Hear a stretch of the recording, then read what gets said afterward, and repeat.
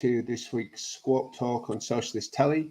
I am, I'll just warn everybody before we start, I got my COVID-19 positive result confirmed today. So if I'm coughing or sounding a bit croaky through the program, then please bear with me. Fortunately, we're all online, so I'm not risking infecting anybody. Because I'm delighted to be joined tonight by a fantastic team from the Black Lives Matter Coalition. And so we have, and I'll just go around the screen here, Elder Cardoso from Frente Preta UK, Camilla Mgaza, who is from the Free Sianda campaign, Mel Mullins from the RMT Black Members Committee, Delia Mattis from Black Lives Matter, and Alexandra Ruddock from Black Lives Matter in Portsmouth. Correct me if I got any of that wrong. Hopefully this will be virtually the last time I have to talk during the programme. And you'll all be able to keep it going for us. So somebody tell us, what is the Black Lives Matter Coalition? Why is it being formed, and why now particularly? Well, the Black Lives Matter Coalition is a group of active activists. I always say that. We're not internet activists, social media activists. We're actually out on the ground campaigning. We've been involved in lots of campaigns this year in particular.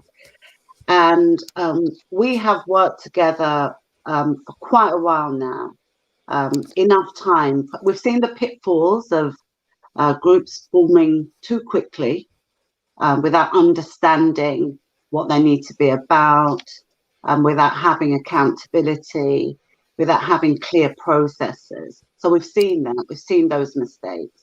And so now is the time where we have decided we've worked together long enough now. It's time to do something, come together formally as a coalition, and we'll build our group and the campaigns that we're working on and new ones that we'll be working on in the future. Anybody else want to come in on that one? I mean, why now? What's the kind of particular drivers at the moment that have spurred you to get it done now, and how long has it taken you to get it all together? I think for me, it's about we need to unify, and hence why the coalition has been created. Now the five of us that you see here, we all have our own matters that we deal with, but we unify together when we meet at these protests and support each other. We all recognize that, larger numbers, achieve better results. And that's what we want to achieve as a coalition, that we recognize unity, we promote unity. As Delia mentioned before, there are these groups that form and fall by the wayside. And that's not what we want as a coalition, as Black and brown people who all have our individual struggles, whether in the UK or abroad. It's about supporting each other and unifying those numbers in order to make significant change. And that's what we're all about. I think what's good about our group is that we're also not all local to each other. We're all across the country, which means that all of us have got different strengths and work in different ways, and we can all help each other in the campaigns, in doing other things to help each other. And as Delia mentioned, we've been doing this for such a long time together, but we've made sure that we're secure before we formalise and create this coalition to make sure that it is strong and that it will be powerful. Very good. Yeah, One thing straight. Sorry, go ahead. Carry on. Thank you. Sorry, I'd like to come in because I'm deeply in part of the trade union movement, and I think the trade union movement needs to very much show more solidarity with things that could, are concerned with Black lives. There are so many people in the sectors that we work in that are underrepresented, they're marginalized, their voices are not heard, and the coalition is there to speak up for us, for not just protesting. You're talking about going into the community and making sure that our situations, our issues are all heard, and supported, correctly. Good. One thing that strikes me is, I think, pretty much everybody's going to know what the Black is, but the Free Sianda campaign and Frente Preta, people might not know what they are. So can the people representing those organisations give us a quick rundown as to what their purposes and where they're active and what they're all about. Yes, I'm Elda Cardoso and I'm from Brazil. So Frente Preta UK, it's part of the BLM coalition because the Black Lives Matter, it's a movement all across the world. So the international solidarity is very important. And this is what I find here on this group. So it's not only with Brazil, but the struggles of Black people, it's across the world. So this is what happened, and that's why it's important, this coalition as well. And the Frente Preta, it brings what happened in Brazil and also in South America, all the struggles of the Black and Indigenous people going on there. Well, we'll come back on that shortly because I want to get some more details on that as well. But Camilla, do you want to say a little bit about Free Sianda? Yes, of course. Yes. I run the Free Sianda campaign. I am Sianda's mother. Sianda has been imprisoned for a crime that she didn't commit for 4.5 years. My daughter's been has been convicted of GBH with intent, when in fact she was beaten by 3 white people, twice her age, 2 of them males in her 40s. She was brutally brutal in an aggravated racial assault. Now, the police instead arrested my daughter. At the scene, did not arrest Sianda's aggressors. And the police took side of 5 white people. And these 5 white witnesses, 3 of them are Sianda's attackers, and 2 of them are relatives of the attackers. So they were not independent witnesses. There have been systematic failures in Sianda's case, starting with the police for not providing the evidence that I submitted to the CPS, one of them being an actual footprint on my daughter's face. My daughter was beaten that badly. There was a footprint on her face, and this was not submitted to the CPS to consider the evidence. Now, when an aggravated racial assault has been registered as a hate crime, the police are supposed to follow certain procedures in relation. Since the McPherson report, or nearly all police constabularies changed their policies to include race hate crime. This was not done in Sianda's case. Sianda was promised to be interviewed as a witness. This did not happen. And once we flagged up their failures, instead of dealing with those issues, they shut us down and they forged a campaign against Sianda and brutally continued with this until she was convicted of GBH with intent by an all-white jury in Swansea. So we are campaigning for her justice. My daughter has had 2 appeals. In the second appeal, we proved that Sianda was in fact beaten, because the CPS story is that Sianda smashed a glass in the face of a woman and ran away, and she was not injured or touched. We disproved that in a court of appeal. We also proved which man stamped on her face, and that still wasn't enough to overturn and grant us an application for appeal. So we are proving every step of the way that the justice system is not built for Black people. It goes against Black people. And we are now fighting to provide more evidence for the Supreme Court. This happened in Wales in May, 25th of May 2019. And since Sianda's injustice, there have also been 3 other cases of injustice and deaths within South Wales. South Wales has a big problem. Dyfed-Powys Police is the police that failed my daughter deliberately. Gwent Police are involved in a killing of a Black man. South Wales Police are involved in a killing of another Black man in 2020 and 21, I believe. And there's also a case of Christopher Capessa, who was killed, pushed in a river by a teenage boy. The CPS concluded that it was manslaughter, but favoured the white boy because they didn't want to harm his future.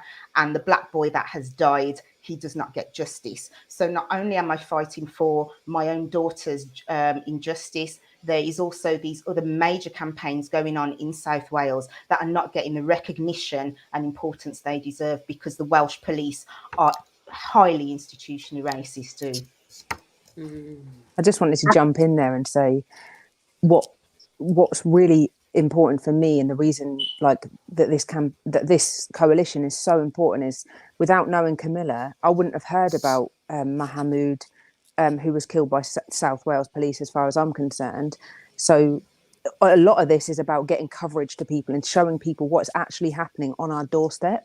And you know, like Camilla said, there's been 3 other murders within police custody, or involving police, which I just think, and no one, as far as I'm concerned, knows about these things. You don't hear about them until you start researching. You shouldn't have to research to know that people are being killed by the people that are supposed to keep us safe, as far as I'm concerned anyway. I just want to say one thing about Camilla, and given the injustice that she's faced with her own daughter being in prison for something that she didn't commit, she's never made this campaign just about Sianda's case.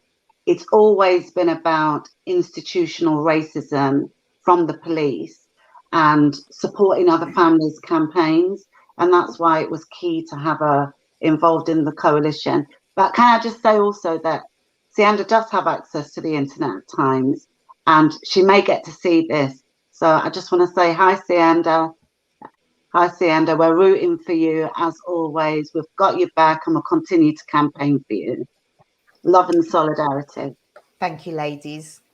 I hope she does, and I hope she gets some encouragement from it. I mean, you know, as I was setting up the computer ready for tonight's program, I didn't get a chance to read the article because I was getting ready for this, but there was a headline flashed up again about I think it was a Met police officer who had committed some crime, but then bragged on his social media about, you know, managing to divert an investigation into a race hate incident, and being proud of that. And you wonder what kind of mentality is going on really within the police when we're seeing so much of this stuff. It seems to be, you know, kind of, I wouldn't say it's endemic necessarily, but, you know, there seems to be a lot more of it than you would ever hope that there would be. And I'm speaking from that, you know, on that as somebody who obviously isn't a target on that particular aspect, because I'm not black. But even for me, it's horrifying. So what it must be like for people who are directly targeted in those, you know, by that kind of people is terrifying. Thank you for saying that. But we would say that it is endemic. We would say that the police force is institutionally racist throughout. I'm not saying every officer, because that's just foolishness. I'm not even getting involved in that nonsense. But the police force as a whole is endemically racist and white supremacist, and it was built on that basis. And the evidence suggests that. If you want stats, just Google it. You know what I mean? Yes. So, yeah. Well, one of the things last year, I think, when Keir Starmer said he couldn't agree with the defund the police campaign, for example, which Black Lives Matters was involved in, and you know, a lot of people then, you know, jumped to what appeared to be very, you know, misplaced conclusions about what that campaign actually meant. Does anybody want to tell me then, you know, for the sake of the people who might watch this now or on catch up, you know, what does defund the police mean, and why was Keir Starmer wrong not to support it? Look, let me just deal with Keir Starmer first, because Keir Starmer's a police. He's a police officer. He was the DPP. You know what I mean? It's in his interest. That's where he came from.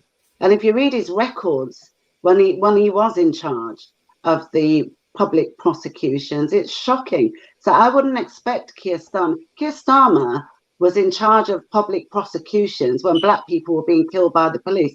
So I wouldn't expect him to come out on our side. I expect him to do exactly what he has done.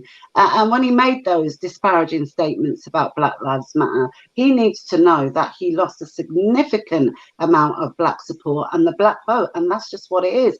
And the black vote, and I'm not just speaking from any position on high. We go out and speak to people in our community, and generally they don't know who to vote for. And Keir Starmer has done that. And these are people who used to vote Labour. I was raised to vote Labour. You know what I mean? That's how we were raised. In a Caribbean household, we're raised to vote Labour. Well, I don't know anybody in my family that's going to vote for Labour while this man is in charge. It's a disgrace. And making the statement that he did, that Black Lives Matter is a moment, it was deliberate. It was deliberate, it was calculated, and it was hurtful. Well, you don't get to trample on my community and expect that we're going to support you, because it's just not going to happen. So that's one thing. Defund. So him put the picture out of him and Angela Rayner kneeling on his office floor with the fist raised didn't. It was just sickening. Make up for it was absolutely sickening. Like, what is this performative? What is it like? What performative solidarity? That's not what we need. We need actions and policies. The guy feels threatened. As far as I'm concerned, he feels threatened by the movement. The movement is way bigger than anyone could have anticipated. Yeah, and absolutely. And do we want to talk about who wants to talk about defund the police? Because there's a lot of nonsense. I mean, but we can start by saying the Tories defunded the police. Okay, they already did that. I think, what was it, 22,000? They cut from 2010. The Tories defunded the police. We're saying there's a better way than just ploughing money into a racist police force doesn't help Black communities. So what can we do instead? And we're saying where people don't have opportunities, like you exclude Black children from school disproportionately in inner cities. And then you say, well, look at the criminals that are out there committing crime. When actually you need to be giving them opportunities, and actually we need to be finding ways to keep them in school. So rather than criminalize a community, invest in them, and somebody else can follow up on that. Yes, I think, at the end of the day, it's widely known that the Black community, unfortunately, live in more impoverished areas, and that was meant to be by the state.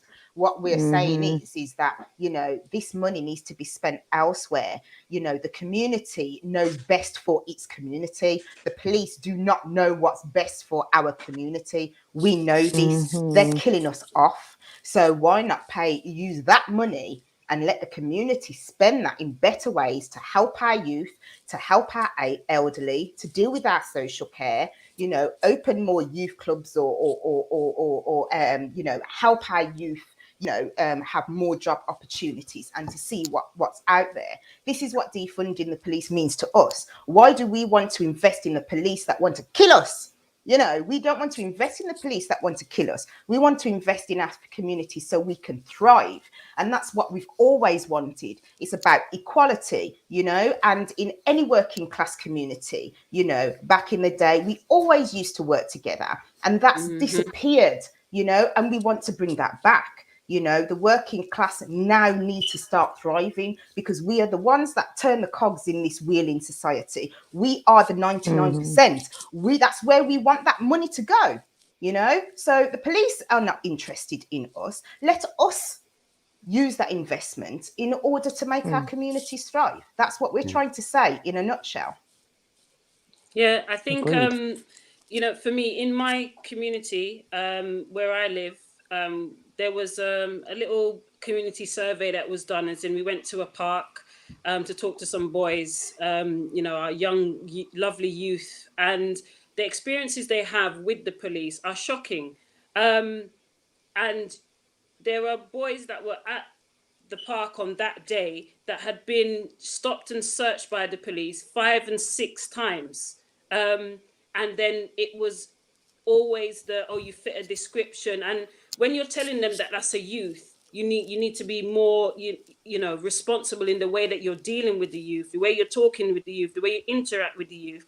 They don't see it. Oh, we have knife crime in our community, so we need to do this and we need to do that. And it's like, no, you need to be engaging with our youth as if they were youth, as if they were your own children. So for us, defunding the police is unfortunately, it's policing the police. It's making sure that we can have our community people that are supposed to be community leaders engage with the police in a way that doesn't allow them to just have this state police type of interaction with us, as in we're the power structure, you're the, underneath my boot, and I can just stamp on you. It's really incredible the way that youth, our boys are seen, the way they're treated, the language that they use. I've gone into community Zooms afterwards to hear how the police talk, and they're literally focusing on knife crime, gangs, and this and that. When there's someone who's a victim, are they a member of a gang? They've been a victim of crime. Treat it as if they're a victim of crime. You know what I mean? So, defunding the police is important. And And I know Delia's mentioned that there is a nonsense. The nonsense is because people want to use semantics. They want to say, defunding the police is this, that, and the other. And it's like, we don't have to change our language and what we mean to suit your narratives. This is why we have a coalition, because we want to bring out our narratives in a way that makes people understand and you can get on board. And it's easy to get on board if you empathize with listening to some of these, our youths in our communities, and listen to the way that they've been treated by the police, constantly. And it's not just the youth either. Sorry, I was just going to chip in. It's not just black men, because we saw the shocking video where Dawn Butler was in a car stopped by traffic police, and they didn't have any real other reason apart from the fact that she and the man who was driving the car were both black, and it was quite a nice car. And then we've seen the Claudia Webb case in the past couple of months, where I'm from what I know of that case, I'm convinced that had she not been a black woman, that would never got anywhere near court, and certainly not been done on a basis where there's no jury to properly hear the evidence, etc. Maggie Wolf has chipped in with a question there on the thing. She said, defund the police means spreading the available funding around to include preventative community measures, she said in the subsequent message she meant. Measures. Have I got that right?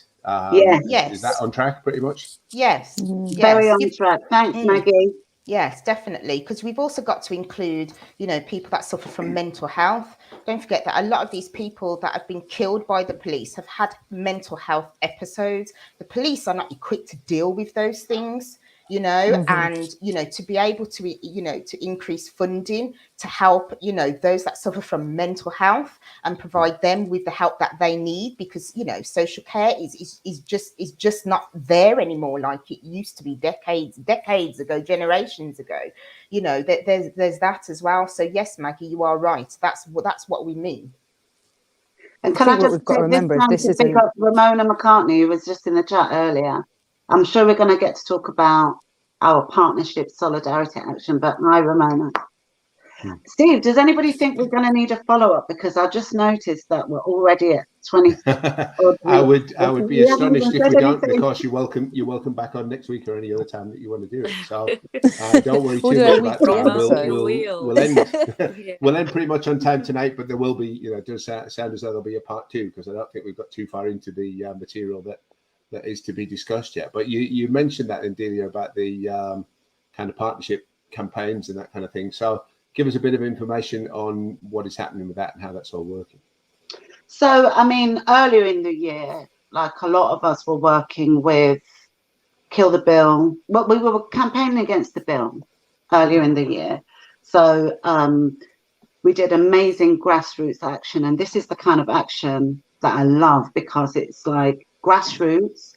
We don't have any money, but there's a cause, there's an issue, and we're going. We're going to mobilize somehow. We're going to build platforms and use platforms, and anybody. And you helped us as well, Steve, and I want to thank you for that, because anytime I contacted you to put something out there about any action we were taking, you did it like that, and I appreciate it, and we appreciate you. So that's grassroots activism at its finest. So we were a part of the group Kill the Bill Official. And then we started to work with People's Assembly, who wanted to join the campaign against the police bill, as well as other things as well. There was a whole meeting. We talked about all of the issues, but there was really a focus with People's Assembly against the bill. And that was about the time that we were all removed from Kill the Bill Official social media and the email that I used to use that nobody else really used. We were just removed from it. But thankfully, People's Assembly was there, and they have shown us solidarity. They have shown us allyship. They have helped to amplify our voices. They've shared their platform. They've given us, the opportunity to get our message out there. And I really appreciate the work that we've done with People's Assembly. They are a solid, trusted organisation on the left. And they've shown us real strength and solidarity and sisterhood, led by women. I have to say that as well. And I also want to talk about another thing that's came out. I think it was born from the People's Assembly, which is like the Women Will Not Be Silent movement. And I think, I don't know, we've had a particularly difficult year as women, and more cases are coming to the forefront. And definitely I want to be working with them to put on some big action to defend women. There's some statistics I heard about in Edmonton, one of our poorest wards, about infant mortality, and it's depressing. And as a woman, as women, we have to do some more campaigning. So we'll be campaigning with Women Will Not Be Silent in the new year. But solidarity to People's Assembly, we absolutely love that partnership there. Anybody else? Because I can carry on about the bill if you want.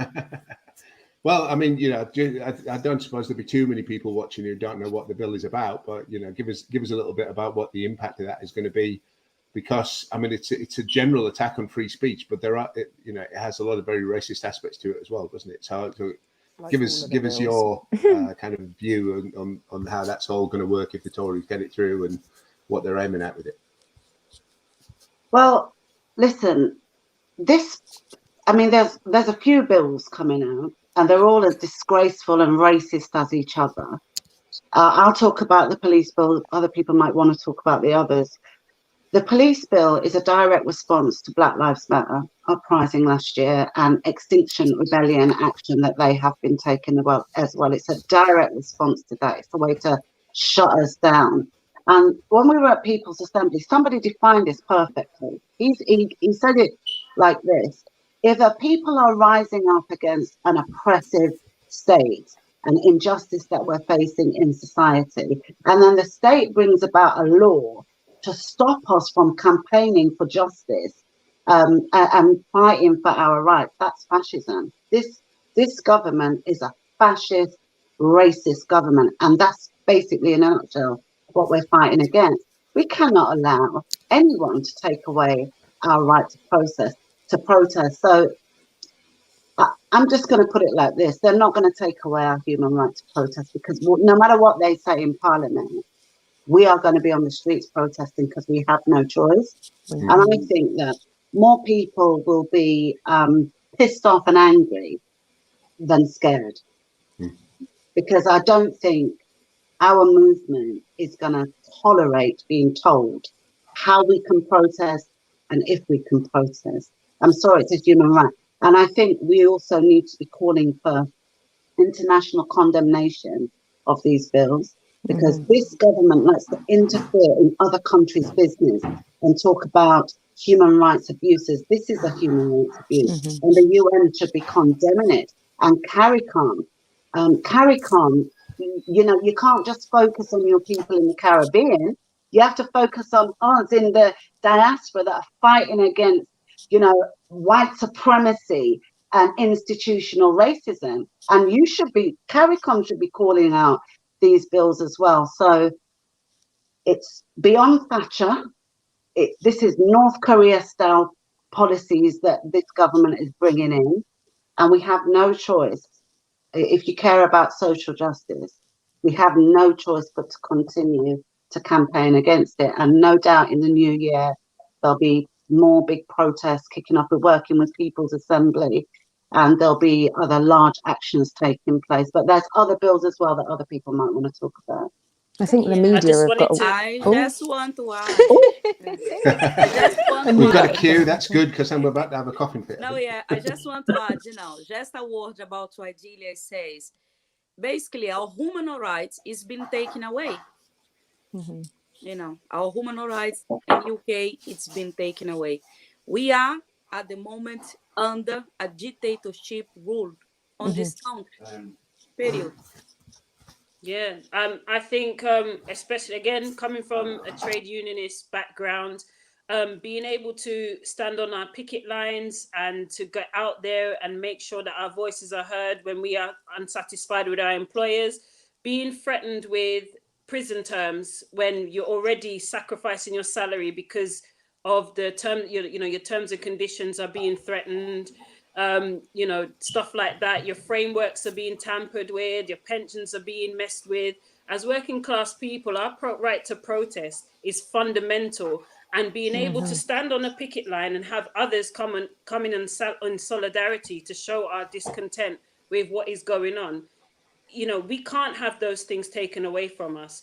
You know, it is, you know, a dictatorship. It is, you know, get on with your work. Just get on with your work. You know, don't speak. Don't say what you're not satisfied with. You know, we'll just throw you in jail. I mean, throw me in jail for what? You know, I think it's clear, isn't it, what the media are doing? When they're pushing through these bills, the day that they're going through, they ramp up another story that tries to completely move over the bill, so people don't know about the bills. When I'm talking to people on the street, they're not hearing about these bills. Then you start going into some of the main points about these bills and what it means for people, humans. This nationality and borders bill is inhumane. Like that's at best to say it's inhumane. Criminalizing lifeguards for saving migrants traveling over it's hideous. It's like, so the more people just need to wake up. People need to wake up and realize what this government are doing and putting basically under our noses, because it's hideous. And that's why not only do we protest, but like specifically in Portsmouth on Thursday, we're leafleting. We've created a leaflet, paid out of our own pockets to get this leaflet out, just so we can educate our communities and what is actually happening. And people need to make a stand against it, because if we don't, well, we don't know what's going to happen with our human rights. It's already okay that as BLM and as other organisations like XR, they're already saying that even if you're not allowed to protest, we will still protest. There is going to be people that aren't going to want to do that. So we need to tell them how serious this is for just the average Joe in the street, and what this bill is. This bill is 300 pages long, and they've done this on purpose to make it so difficult for anyone to understand it. You look at the bill and you're like, yeah, it's too much. Before you've even started looking at it, it's already too much. So they know what they're doing. They know exactly what they're doing. You know, historically, we've been called rioters, and now they can no longer call us that, because they know it's uprisings. Yeah, so now they're doing the laws, they're doing these policies in order to just put us in prison like they used to, because they can't use the terminology that they used to use, you know, to basically make us look like hooligans, make us look like, you know, we're just out there to cause chaos. We're not just out there to cause chaos. We're unhappy. We have to rise, and we need to get our voices heard, and this is the way that we do it. So yeah, these crackdowns, you know, it's by one set of people, and they are so vicious with it. It's ridiculous. Yeah, it is, Mel, because what I see is the government here, it points out to other countries, to other governments around the world, and say they are dictatorships, to say, you know, they are not let the people to speak, they are not allowed the people to have freedom, they're not allowed the people to say what they want to say. And yet, they are doing exactly the same here, or even worse. Take our human rights away. The basic one, the rights to speak, the right to protest. And it's not just because you don't protest just because you are not happy. It's not just that. We protest because our lives are on the line. The lives of our children are on the line. We are Black people. So if we don't protest, if we don't say what happened to us, you know, you'll be the end of us. Basically, we don't have a right to speak like a white person has. They just stop us. So this is a way of us, as a Black population as well, to say our struggles, to say what's going on with us. And they take this rights away from us. So what will be? Like on my case, I'm an immigrant here. I work hard. I pay my tax. I volunteer on this country. I help build this country. So on my kids, and now my rights is taken away. And then if I go out and I say people try to kill me or I have no rights, then I will be put on jail. And then what are they going to do next? Send me back to Brazil. What about my kids? Born here and are going to university here. What are they going to do about that? They'll send everybody there, even though they didn't be born or raised there. So there's so many things wrong. And they say the other countries, there is a dictatorship. But actually, Boris Johnson, it is at now, with this bill being passed and approved, the #1 dictator in the world. And his sidekick, Priti Patel. who's said to be considering a bid for the to become the next prime minister by ousting him at the moment as well. So can you imagine? Because that one wants to be that case. But I mean, I'd suggest even that, you know, that in general terms, people might be a bit better educated in this country about what's going on in Brazil, because the UK media will talk about what's going on in Brazil. They won't really talk about what's happening in this country. Similar to when we had the coronavirus crisis first breaking out last year, and you know, when Italian hospitals were being overrun and Spanish hospitals, the media was full of these horrific scenes from inside wards in those hospitals. As soon as it started to happen the same over here, silence, that was it. And you know, everything was very sanitized, and I think it's the same way around. So I mean, practical terms, how can, you know, obviously being out in the streets and making a nuisance of ourselves is one thing, but how can you know, black people and the left as a movement in solidarity with them cut through that media fog and silence? You know, I mean, we had one, he had to pay compensation in the end, but one supposedly liberal journalist who you know, misrepresented a Labour MP when he said wanted to support the Kill the Bill campaign and claimed that it was about killing police officers. I mean, that's the level of disinformation we've got at the minute. So how can we cut through all that and actually get the message across? I mean, is it just being out on the streets? Is there more that people can do? Sign petitions, follow us. We've all got social media accounts, Twitter. It's everywhere, to be fair. It's really everywhere. I mean, we can't rely. I mean, some of the media has been okay. Some of it, in terms of some of the actions that we've taken, we've had a couple of mainstream, but we can't really rely on mainstream media to be our friends. They never have been. They were more interested last year when there was an uprising. They were more interested to talk about it then, and so it's harder to get the coverage now. But I mean, and it would be good to have it, but they're never going to be our friends. It's not in their interest. You know, they're ruled by, look what they're ruled by. Their bosses are mega rich moguls who have no interest. Well, their interest is power. They're not interested in our struggle. So they've never been our friends, and I don't think that's ever going to change. But having platforms like this and other platforms that we use, and building actions that are so big that they cannot ignore them, that's really, really important. I know there's been lots of, you know, smaller actions, but we really need to focus on some bigger ones when it comes to these bills, because that's the only thing that's going to get the attention, and that's the only thing that really is going to make a difference. We need to mobilize everyone for these bills. And we have to talk about, you know, we want more support from trade unions. Last year when we started organising, like, we didn't have any trade union. We had no trade union backing whatsoever. We just went.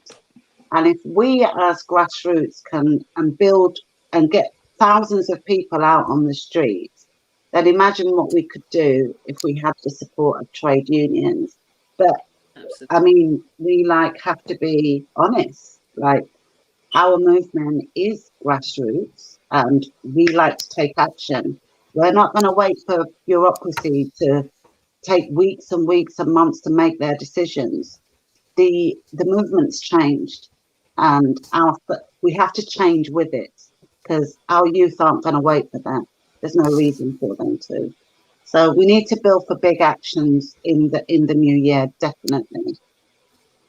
Absolutely. One, just to say one thing that the RMT's Black Solidarity Committee has done, we've developed on our own a political course, literally specifically for our Black members, because we need representation. We need our members to be able to be active and understand the politics in our country. What you have is you have workers who go to work every day. They're fatigued. They're put under a lot of emotional labor throughout the day. They're discriminated against. There's a lot of racism. There's a lot of sexism. So they're tired. So for you to then be politically savvy to know you need to be lobbying Parliament, you need to make sure that you meet the anti-trade union thresholds, etc., etc. It requires education, and that's something that the RMT is doing now. You know, in our Black section. And I've, with the other members of our committee, have developed that course. So we're looking to launch that out in February. So this is something that we're going to, bring to our coalition and, fact check, make sure that we're including the correct things that people need to learn, so that we can be a force to be reckoned with, because the political opposites are just a joke at the moment. They're like shark without teeth, and we can't have this. We need our comrades, we need our solidarity. We need to make sure that the tokenism thing can't work. You can't just put people in positions and expect them to, be able to represent us. There is a lot of people, we're not going to probably mention names, that are in positions that just don't speak for us. They don't represent us. They misrepresent us. Go on, Mel. Mention the name. So, when I'm saying mention the name, Mel. Go on now. I'm gonna allow Delia to drop those bombs. What I'm saying is those then become distractions to us and our movement, because our issues are very, very serious. And just like Elder said, it's a matter of life and death sometimes with us. It's about you going out for work and probably getting stopped and being mistaken for somebody else, and then that whole episode going left, and that is a fear that we have. I have that for my 18-year-old son.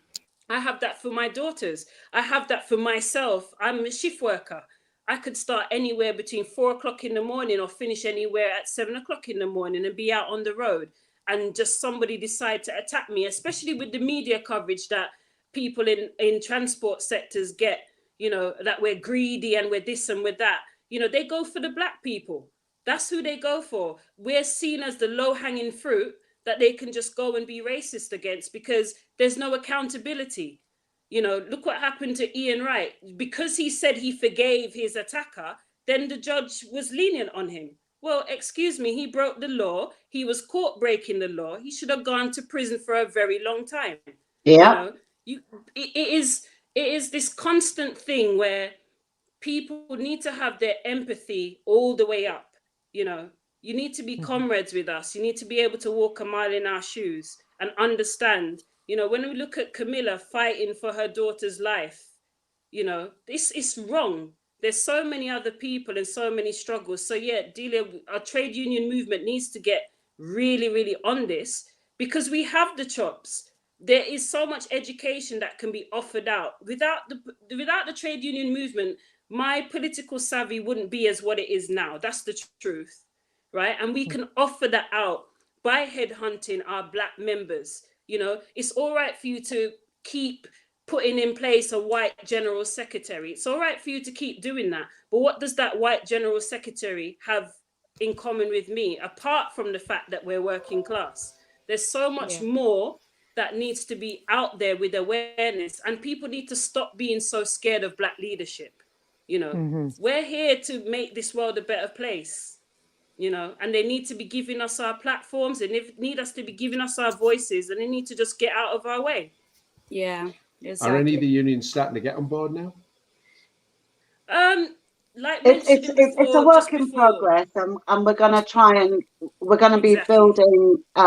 We want to try and build those relationships. That's what we want to do. I mean, People's Assembly is a great bridge to the trade unions. It is, but we also want to do some independent work as a coalition with the trade unions, and the door will be open. But I love what you were talking about now with that kind of political education, and it shouldn't stop in the trade unions. Our communities need political education, because a lot of the time politics is just like a minefield to people. So our communities need that, and I think that's something where our coalition could be quite powerful. I think definitely, because I think just to highlight, sorry, Steve, carry on, darling. Yeah, Steve is missing Frente Preta UK down there on the banner. You forgot to add Frente Preta. Oh, have UK. I missed one? Sorry, that's there we go. I've got it. And Frisia. I'll put that in. Thanks for pointing it out. Thank you. Oh, we didn't show any love to Adria. She'll kill us. We're on Monday tonight. Adria Watson from BLM London should have been here. We love you, Adria, and she'll be here next time. I was literally going to just say that the coalition is not just built on, like, we don't just sit and protest. for weeks before this, we joined an Instagram live. We joined up with different charities, organizations, different people to talk about matters that affect Black people. And we did that to educate people, more importantly, about all of the things that affect us and what people can do to get involved. So we're not just on the street, we're doing background work. Adria from BLM London sent me some information on what she does. So she works for Street Kitchen. They're called Refugee Community Kitchen. And they're literally feeding hundreds of people each week in the UK and in Calais. That's just a margin of what she does on like a Wednesday night. So we're like I said, I want to stress to everyone that you don't look at our faces and just think that we're on the street causing havoc all the time. We're here trying to support our communities and do everything we can just to survive in this country.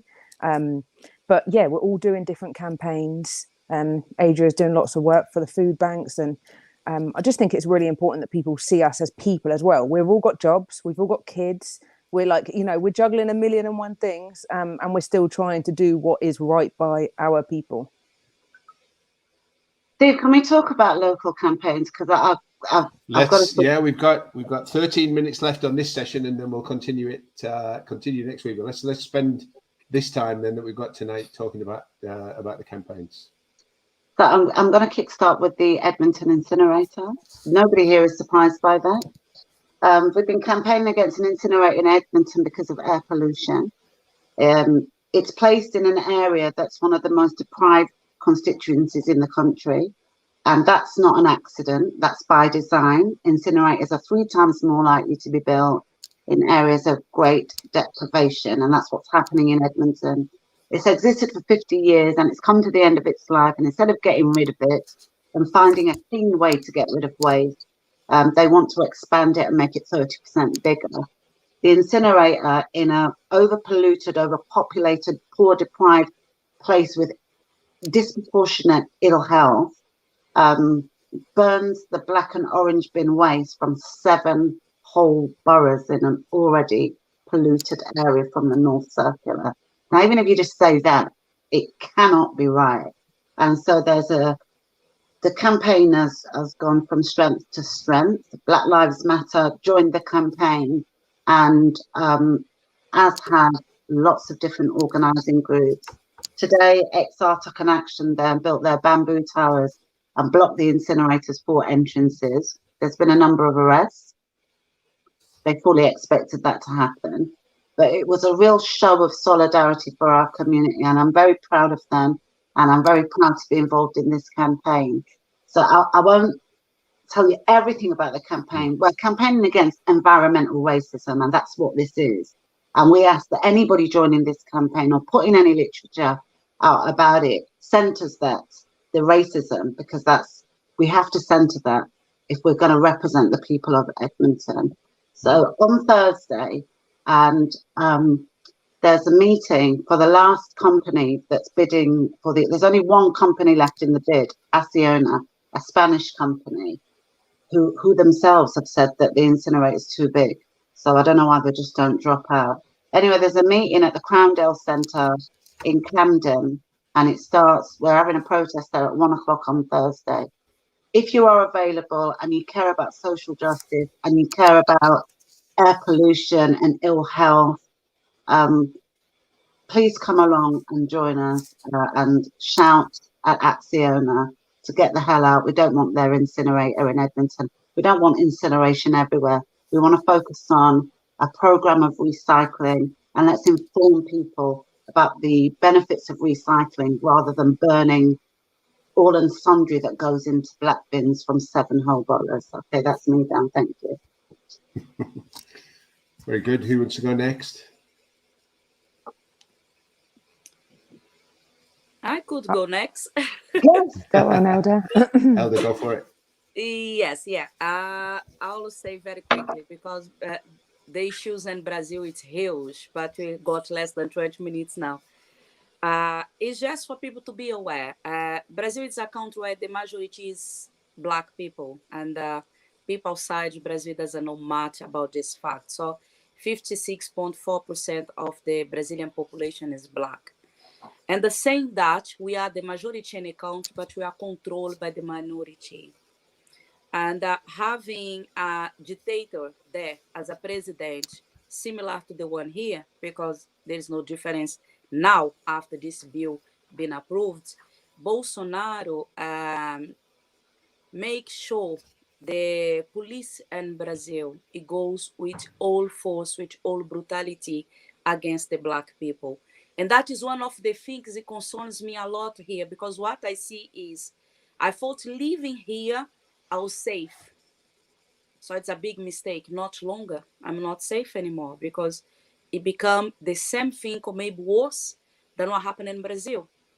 Because now, if we go out, if we protest, if we say what we need to say in order to defend our own lives, you have the risk to go jail, and then you don't know what's going to happen after that.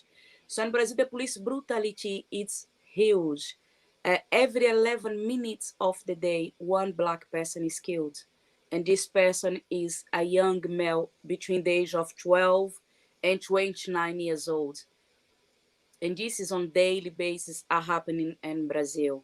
So this is something I want to let people know, those are watching and following, to know what happened in Brazil, it's what's going to happen here now.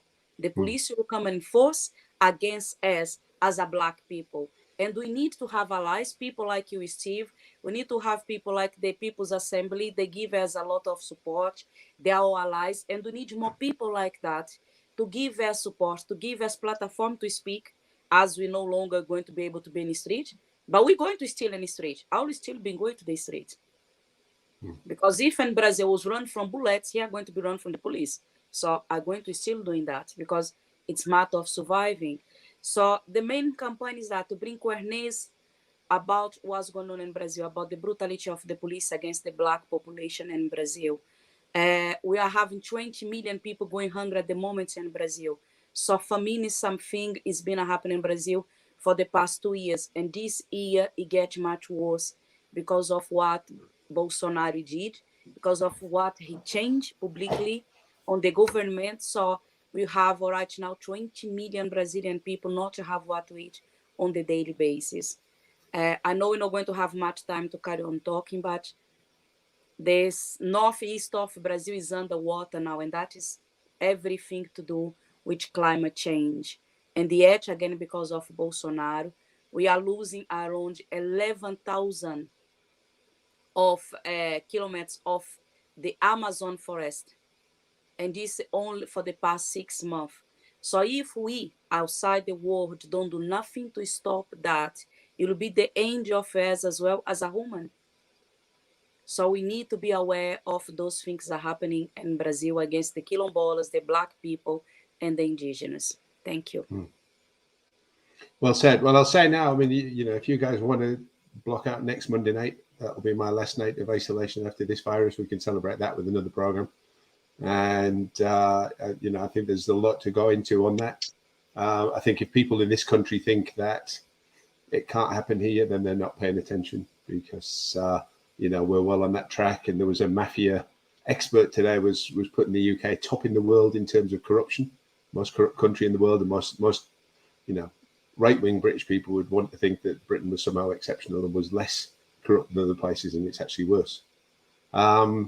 And, you know, I think that applies across the board. There's all kinds of things with, you know, the fascism and everything else that's emerging here, that this country will just as easily go down the tubes if we don't fight it. So we have to be prepared to do, you know, and that's not in that sense a race thing. It doesn't matter if you're not Black, don't think it's not going to affect you, because it will.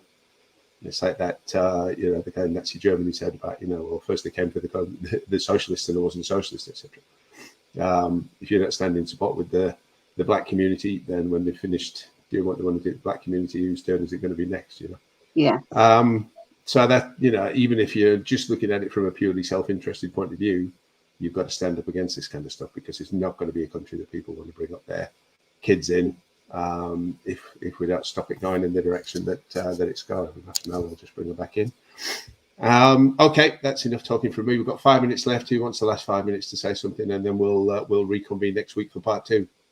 I just wanted to say, sorry, carry on, Mel. just quickly, very quickly, and you have enough time, Camilla. For us on the RMT, I'd like to highlight women's safety. I'd like to quickly highlight the fact that we're trying to campaign really hard to allow Black women voices to be heard, to allow our women's safety matters, in workplace and to and from our workplace to be highlighted. We're having a problem with taxis. Our taxis pick us up at really unsafe places, and we want those matters changed. There's a lot of work that needs to be done, and we want people in our communities and out in the in all over the place to support us in highlighting these matters that need to be dealt with. Sorry, Camilla. No, that's okay, my dear. That's okay. For me, it is about the institutional racist police and the institutional racist judicial system. Part of what I am trying to do is to highlight the fact that in situations like my daughter, who's never been in trouble before, who is a HR officer, who's a 4'10" Black woman, disabled woman, that's ended up being in jail for a crime she didn't commit when she was battered by racists, is disgusting, and it can happen to anybody. And unfortunately it happened to my child, and I didn't think it would happen. And it's about kind of spreading the word that the police are answerable to us. We should not have to scrape and fight for this kind of justice.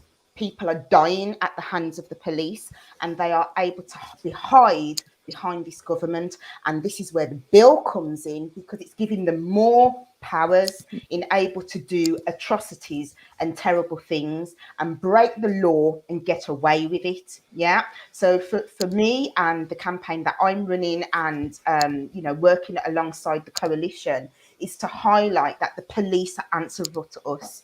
We pay their wages. We work hard, and if they do wrong by us, they have to answer to us, and we shouldn't be having to fight decades for justice. We should never have to fight decades for justice. They are supposed to uphold the law. They are not above the law, but this government have put them way above the law, and it's enough is enough. We need to be plucking these racist policemen that are working from the top.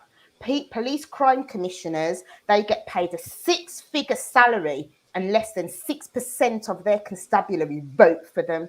They work for nothing. They have all this money and they do nothing. We need to fight to make change with this racist institutional, the police, the judicial system does not work for us. And this is what we are fighting, to educate people.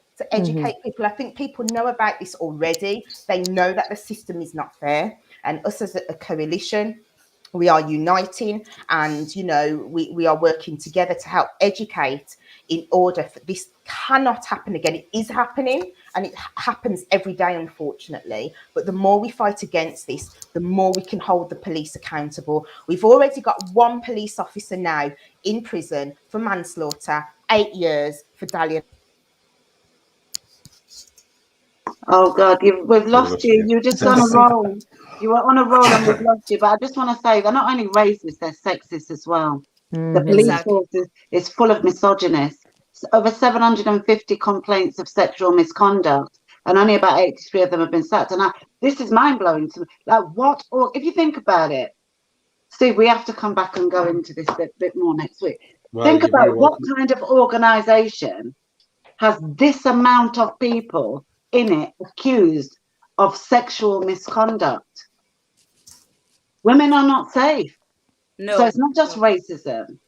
It's the other stuff as well. Black people aren't safe. Women are not safe with the police force in this country. Outrageous. We've got to get into it next week, I think. And then if you are a woman and a Black person, it's double the trouble. It's double. Yes. I'll just point out there before we round up then for this week and come back next week that I've put this crowd justice on there for Free Sianda. So Camilla, is that the right link on there? Because I found that when I was checking if the that's correct. Freesianda.com is our website, and at Free Sianda is the Instagram. So if you want to donate to the campaign to Free Sianda from the unjust imprisonment, then go to that and you'll find it there. I'm going to round it up for now, so we finish on time and we'll come back next week. But I do thank my panel for taking the time.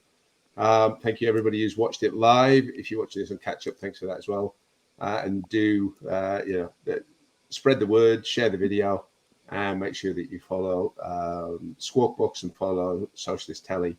Somebody did ask earlier on about wanting to support the channel.